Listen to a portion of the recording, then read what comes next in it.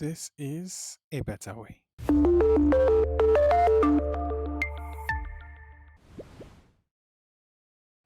My love, Yes. you can laugh if you want to laugh. Okay, so there's something you said you had in your mind and you wanted us to talk about. Okay. So I was just thinking, and it occurred to me this morning. When you talk about forgiveness, there are usually two parties involved: Mm-hmm. the offender and the offended. Mm-hmm. And most times we focus on the person who has been offended, Hmm. and we preach forgiveness to them. Mm-hmm. Tell them that forgive, or tell them to forgive, um, because it sets you free, makes you a better Yeah, person, all of those helps. nice Yes, it things, releases right? you from the hurt and all of that. Mm. Are you throwing shades at me as a therapist? Not really, because I believe in some of those things as well. Okay. But I'm not sure I've really heard anybody talk about the person who offended. Hmm. Because in many cases, the person who offended, well, maybe not in many cases, but in quite a number of cases, Mm-hmm. the person who has offended will typically come back to beg or to apologize. Yeah. There are times where they don't, but I don't say use case, but our focus today on that subset of people who come back to apologize. Yeah. I believe there's a way to apologize. Okay. There's a way to show remorse and tell someone that you're sorry. And sometimes the best way to do that after voicing it is to actually change your attitude. But we're not even going that far. We're saying if you've offended someone and you have apologized, but the person has made a decision to step out of your life. I like that word you use. Step out of your life. Yes, a more Okay. common word is cut you off. Ah. Oh yeah, But yeah. let's be demure. If this person has made a decision to step out of your life, to set boundaries that no longer allow you in the way you were before, I believe that part of your remorse should be to accept that decision, to respect that decision, especially if it has happened, especially if you've tried repeatedly to reach out to that person and the person has either refused to talk to you or refused to, for whatever reason, it is obvious that they no longer want to have you in their life. I think at a point, part of your remorse package should be to respect this person and stay out of their lives. I've had personal experiences like that. And I think is why I was able to catch that. I was actually listening to a podcast, Mimi and Toz's podcast, and someone wrote into the podcast with their full government name and the full government name of the person that they had offended. Wow. And was telling the podcast hosts what transpired between the both of them. And the person went on to say that this person has cut them out of their life, but she's very sorry. It happened some years ago, and she would like to still be friends. She doesn't know if this person still listens. If this person listens to the podcast, they should please, know that they're sincerely sorry and all that. And Bemi and Tools also took it a step further to say, okay, if you are listening and you also want to write in, maybe tell us your own side of the story, or if both of you even want to come on the podcast and let us broker peace, it's fine. Well, it just occurred to me that under all that layer of remorse, there's some disrespect. No, like, why can't you just accept my decision and stay away from me? I don't want to be around you. You have done what you want to do. It's left for me to take it the way I want to take it. And this is the way I see fit right now because of whatever reason. How about you just take your L and move on? I'm not, so like I said, I've had this experience in the past. And when it happened to me, I kept wondering, why do you want to come back into my life? Leave me alone. Don't you have some, at a point I started wondering, don't you have some self-respect? If somebody doesn't want to be with you, how about you just stay away from that person? Okay. And sometimes we don't read this kind of meaning into it because it's mostly I'm a girl, she's a girl, I'm a guy, she's a guy, he's a guy rather. Okay. Because if it's on the other side of things where it's a man-woman relationship, let's say a romantic relationship, Okay. and the woman says, I don't want to be friends with you anymore, I don't want to talk to you anymore, and she blocks you everywhere, I think that one is also important, but we're not talking about the person who has been offended, because I don't know how you don't want to be around somebody and you still keep them around. I mean, let's leave that. That's a completely That different one. conversation. Let's go back to what we're talking about. So she blocks you everywhere. She doesn't want to have anything to do with you, and you show up at her office, you show up at her church, you show up at her gate. You know what that's called? It's called stalking. Stalking. Yes, if she decides to get a restraining order against you, she's on her rights. If it is a woman that is doing that to a man, on the other hand, there's also a way we perceive it. Like, madam, don't you have self-respect and dignity? Even at the point, the man's friends will call him and say, oh God, don't you have self-respect? She says she's not doing, leave her alone. How come when it comes to friendships, it is okay for you to go and, so both of you had your issue. Now the whole world is involved. You've begged her and she said she doesn't want, or you've begged him, or you've begged them and they said they don't want. Now you've gone to involve the pastor, you've gone to involve your parents that were not in the friendship with you, you've gone to involve other friends, and now you are giving this person much more reason to stay away from you. More and more reason. Now, now, again, there's a manipulation side to this. I'm sorry if this rubs you off the wrong way. This is probably a wake-up call. Yes, this is probably a wake-up call, because it's at a point you begin to see that these actions are laced with manipulation. You want a certain outcome. The person you are apologizing to has decided that this is not what they want, or this is what they want, and it doesn't suit it doesn't suit the way you expected it to end. I honestly never thought about it that way. Like I bet that even the people who are doing it don't know that that's what they're doing. Exactly. So I think that when you were talking, one of the things that just jumped at me is, I think we have a misguided interpretation of what reconciliation and forgiveness mean. Yes. That forgiveness should always equal reconciliation. Yes, or reconciliation should always come after forgiveness. And the truth is, when you offend someone, the beautiful thing, or I don't say the ideal thing, because there are several outcomes. But when you offend somebody, there's some expectation that, oh, I will apologize, maybe go the extra mile and change my ways, and then they would have me back. That's why you hear some people say, but I've apologized. Now, what else do you want? You get? You have done what you want to do. It is, however, the person who has been offended decides to interpret it. Fortunately or unfortunately, it's their right to interpret it the way they want to. Fortunately or unfortunately. So you can't say, oh, but I've apologized now. So it's why I find it somewhat bizarre when I stumble upon conversations between two people and somebody's like, oh, I'm sorry for what I did, and the other person's like, you know what I've heard? I'm like, smile now, I've already apologized. You don't tell me how to process. You apologize. Of course, you've apologized. If I decide to forgive, especially if within a relationship, you know how we step on each other's toes once in a while, knowingly or unknowingly. If you apologize, yes, if you agree to forgive, rather, over time you have to get over it, let them know they've been forgiven and all. But you who is the offender are not to tell the person who has been offended how to react and how to process. It's how you do something to a child and you say, oh, my darling, I'm so sorry. You come and hug mommy, come and kiss mommy. They don't want to. Oh my God. They don't want to be hugging and kissing you right now. God. It might take them a while. It might take them a while. And as children, right? You are compelling them. Exactly, you're compelling them. And so people take it's the way a lot of people have been wired. Wow. I've apologized to you. Forgive me now. What's there? Forgive me. Allow me back. Take me to places where you used to take me to. Call me as you restore. Bottom line, restore the relationship back to what it was.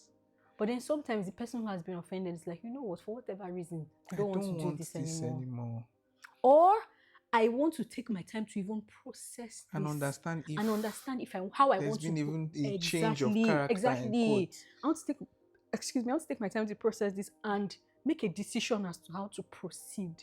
But you are barraging them with apologies, sending their That's mother. low-key gaslighting. Seriously, you're manipulating them because you have an expected outcome, and that outcome is not being met. So you are doing everything.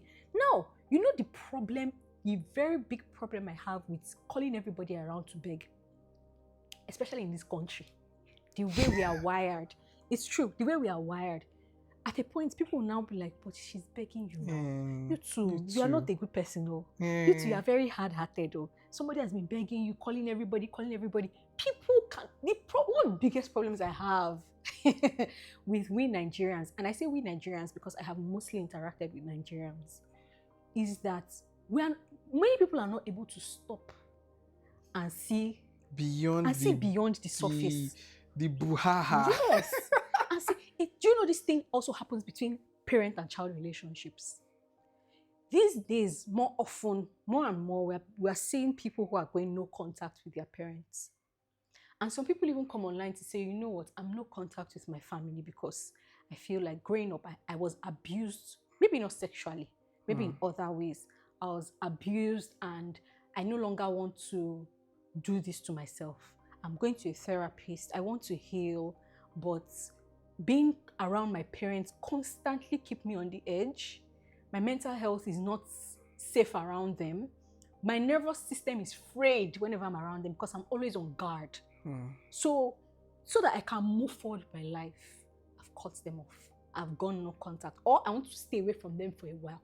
You see people in the comments saying, but she's your mother. The mother will go to the pastor and the pastor will call and say what? Honor your parents. What is that? If not manipulation. Your child has said they don't want to be around you anymore. Why don't you go and sit down and think about your life and pray for God to touch that child's heart? If the child wakes up tomorrow and decides that, you know what, I think I've gotten to a place where I've healed, and from what I've heard, I think mommy's attitude has changed. Let me give this a second chance. You don't hurt people and still tell them how to react. So on this rabbit hole that you just opened, right? Let's go down it a bit. So where is the place of, because what I think in my head is, my personal opinion is, where is the place of being responsible towards your parents despite no contact? So when I say being responsible towards them is, okay, maybe let's say for example you are financially well to do, they are not, right? Does no contact mean that you cut them off completely, like you don't care whether they live or die, or like no contact is what the person involved decides that it is. I don't think it is right for anybody to decide what no contact means. And if the parents are not well to do and you are the one who is solely responsible for them, then they should behave accordingly. Wow. This one I have said now, this is going to ruffle feathers. Oh, let it by all means. So I watch Just Us Girls by Pastor Mildred Okonkwo.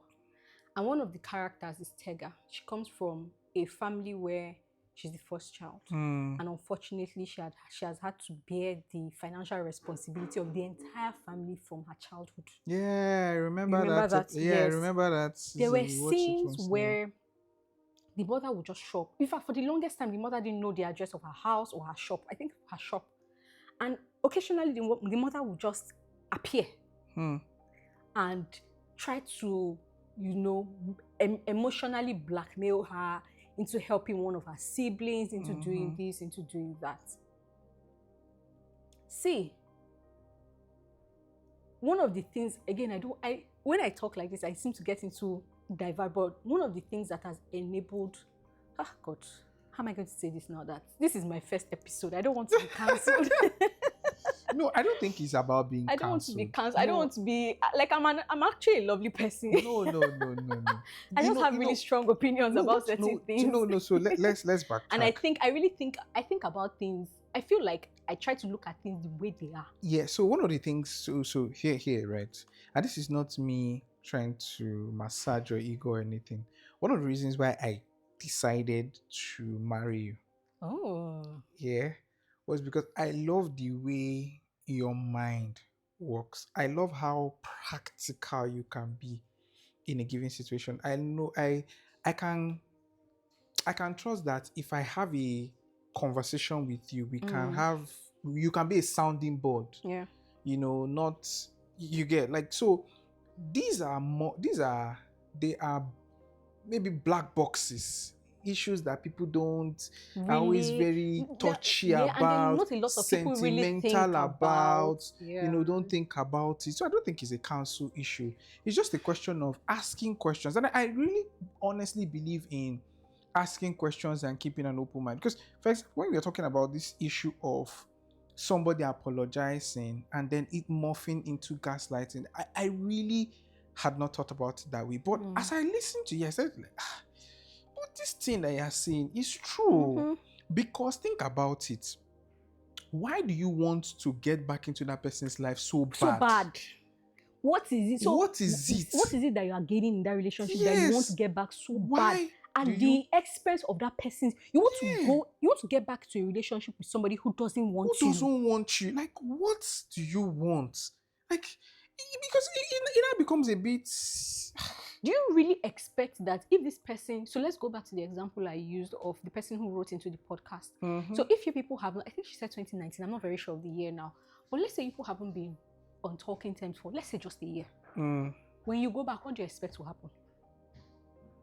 We'll just resume from where we just were. resume from where we stopped. There's this thing that I usually talk about or think about rather is when you have been away from your friend, that in quotes your friend or somebody maybe for a period of even 5 years or even 10 years, when you meet them afresh, don't assume. Yes, you have to You have learn to them afresh. learn to meet And them that is afresh. even, you know that's even a situation where nothing bad really happened. Yeah. Maybe time, distance, and all. But this one, there has been bad blood. There has been water. There's water under the bridge. There's been offense. And one of the highest point of this thing, because I was just talking about it, I'm just thinking about it. The highest gaslighters is those should ones we use that the word gaslighting or manipulation? Gaslighting is actually manipulation. It's just a psychological. It's just a psychological explanation for manipulation, because that's really what it is. An example of gaslighting is if you offend me and now make you feel like you were the problem, and I respond and then make you feel like you were the problem or something. Because if you go back to the context of what you were saying, like when you've now started going to everybody, they'll now come and say, but you too, you are not a good person. They'll now play all of those. Some of those things now cards. result in victim blaming. Yeah. Do you understand? These things also, this topic, there are so many examples. There's so many examples. There's so many parts to it, right? There are so many parts to it. When I remember when this princess lady that used to be a comedian. Yeah. I'm not sure I remember that full story, but let me say part of the story that I remember, where the lady, I think she had a girl under her that another popular person assaulted. And everybody was begging and saying, they've been begging. So I saw it somewhere. I remember that story. And the person said, this person has been begging you now. I remember that story. Okay, so and he has been begging, then what? He should go to jail. He has been begging, so what? He will beg now. It's the normal thing to do. You beg. And if you finish begging, you go to prison. So that's the thing, right?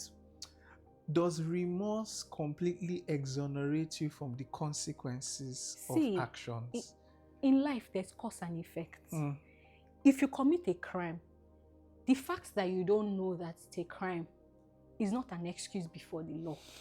It is unfortunate and it looks like it's not nice, but it is what, like nobody operates systems with emotions. Do you understand what I'm saying?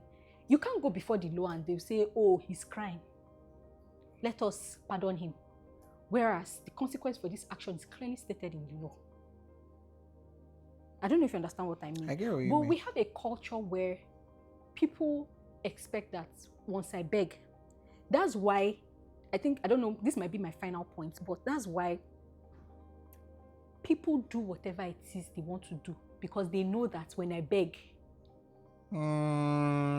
it's why employees can misbehave. Because even though the policy says that if you steal, we'll lock you up in the police station. When you steal, you're not going to call your mom.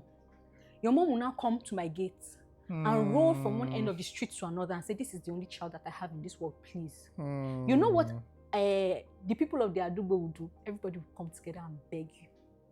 That, see this old woman, she's a widow, she's poor, she's begging, forgive. And you know what will happen? You most likely, they would manipulate you and corner you into forgiving. And then this person knows that people do it. Me and you know, people do it. They just know that after I will beg. The highest I will do is I will kneel down, roll on the floor, I will beg, she will forgive me.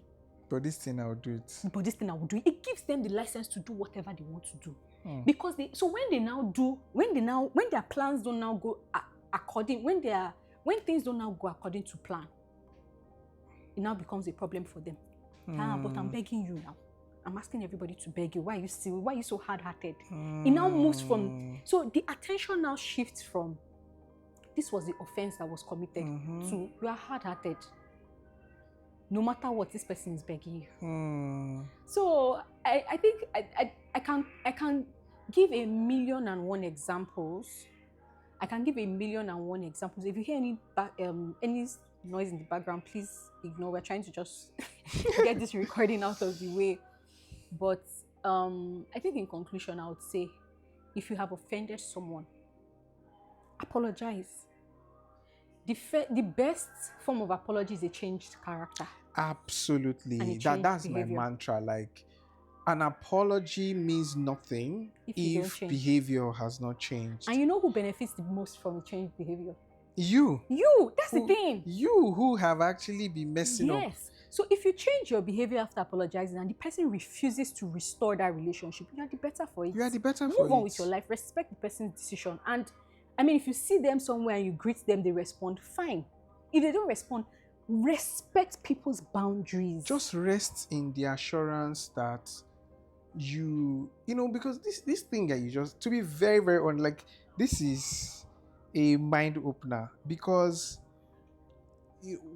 normally when people offend you, right, they expect you to forgive. I mean, I believe in the act of forgiveness. I believe you should forgive people because you do it for yourself, not necessarily for them, right? I believe you should forgive them. But the aspect of accepting them back into your life is now where there has to be some sort of an application of objectivity and logic to it. To say, okay, this person has hurt me, but do I really want to continue this relationship? Yes. Do I still want to have this person in my life, knowing fully well that this person has the tendency of behaving this way again? Or it's possible that this person has even been doing it. This is just the final straw. They're like, this is just the final straw. It's okay. And, you know, it's okay. But, you know, people just make you feel like, and this example that you mentioned about going all over the place, announcing the person, I think it's even repelled. If it's me, I'll be more irritated. I'll be very irritated. I'll be like, what is this? Yes, but they know exactly what they are doing. I don't want you in my life anymore. It doesn't mean that I wish you bad. Yes. It doesn't mean that I would stand in your way or stop you from opportunities. But I just don't want you. Like, our relationship ends there. So, in other words, right, forgiveness does not equal reconciliation. Yes. It does not. And then, in this case, we're not talking to the forgiver.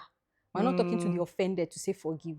Our message is to the person who has committed the offense. To say that, stop it. Stop it. Really, stop it. Behave yourself. You've already committed one crime, and you're going ahead to commit another one, which is manipulation and tarnishing the reputation of that person, which also ends up in victim blaming. Yeah. Stop it. Stop it. Just move on with your life. You've apologized to the person. Give them the time to process. Yes, give them the time. Give them the time. Give them the space. Leave them alone. Process. If they say, oh, I don't want to talk to you, I don't want to be friends with you anymore, I don't want to have any relationship with you, then move on. You've at least you've apologized, you've tried, you've done your best. Move on. God sees your heart. If you are sincere, and the truth is that you'll find other people. If that apology is your only focus, it should be enough for you. How? So, if your focus really is to make amends with this person, you should be willing to accept whatever amends means to that person. Exactly. Amends to that person means I've forgiven you, but no And yes, contact. the person doesn't even have to forgive you. That, like, what I'm trying to let this offender know is that the person you have offended does not owe you forgiveness, does not owe you restoration. Like this podcast, this particular episode, we're focusing on the offender, on the offended, the offender. Offender, yeah. Yes. The person you have offended does not owe you forgiveness. The person does not owe you restoration. Come on, this one is hard though. You just need to swallow it and move on. You've made a mistake. You know, sometimes you don't even know. Sometimes there are relationships where you don't even know what you did. The person has just decided that they don't want to be friends with you anymore. Move on. Oh, you know, I see again what you're saying now, which is, if for example I offend you, right, and I apologize to you, I now start having expectations that because I have apologized, you should forgive and maybe even forgive quickly. Yes, and restore you back. Let's even leave it. Let's even say restoration is a different. Like, I expect that you should forgive me. Because the truth is that I need that forgiveness. Yes, now to feel better good or feel better. So I'm expecting that forgiveness from you. Like, it's like almost having expectations of you. You get so. Both forgiveness, restoration. Somebody can forgive you without letting you know that they've forgiven you. Yes, now, because forgiveness is not for the offender. Forgiveness is for the offended. So you can forgive the person. Somebody, if you but offend you don't have to let them know that you are forgiving them. This is my Oh my God! Wow. No, but it's true. Especially in the case where I don't want the relationship anymore. You know how this podcast is going to be long, but you know how we have already established that when you offend me, when I forgive you, not primarily because of you, but because I want to be able to move on with that situation without carrying you as a baggage. If you forgive me, if you offend me and I forgive you, but I don't want you in my life, am I going to come and announce to you that, see, I've forgiven you, but I don't want you again? I'll just simply block you everywhere.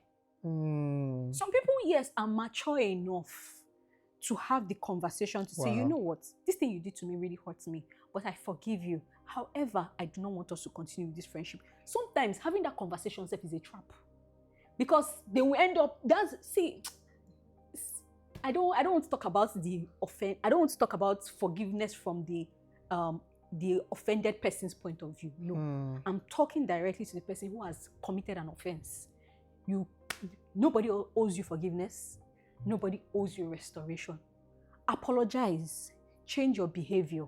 But if they don't want you around them anymore, move on. Leave them alone. Don't manipulate them. Don't go to your pastor and be telling story. Don't go to their father. Don't go to their mother. It's witchcraft. It's witchcraft. You are already an offender. You are now committing on that. No. Leave them alone. Oh my word. What an episode. That's it from me. What an episode. This has been a very interesting discussion, and you know, this is my wife and I.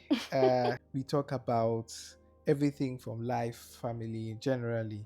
And if you've enjoyed this episode, don't forget to like, subscribe, and share with your friends. We'd like to also hear what you think in the comments. And until the next one, dear offender, you have heard. Stop it. Stop it. Stop it.